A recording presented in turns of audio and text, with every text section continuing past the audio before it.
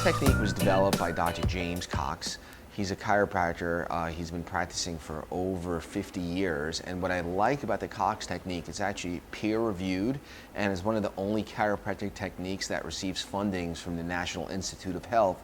The COX technique is basically what's called flexion extension.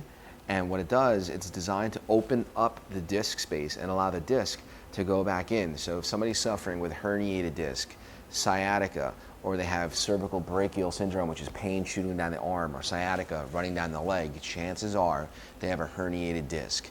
And COX technique, or flexion extension, is one of the safest and most effective treatment for not only getting rid of the pain, but opening up the disc space, allowing the disc to go back in, taking pressure off that nerve that comes out, the foramen, which is the hole that the nerves passes through. So it's a very gentle and safe and very thoroughly researched technique. I've been practicing the COX technique for about 8 years, but recently I was at a 4-day training with Dr. Cox in Indiana, where he's been practicing for over 45 years.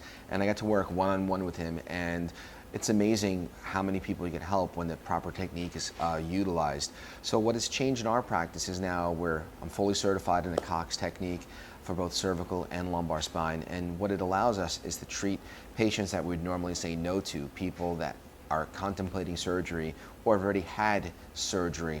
We could treat these patients now effectively and confidently. The COX technique works really well with our practice because not only are we doing chiropractic care and physical therapy, but we're also incorporating spinal decompression. So when someone comes in and they have a bulging or herniated disc that's causing sciatica, or if it's in their neck and it's pinching a nerve that's going down their arm, we can very effectively treat them using the COX flexion distraction protocols and also using the spinal decompression protocols and using physical therapy to strengthen and get them back to doing the things that they love to do with little or no downtime.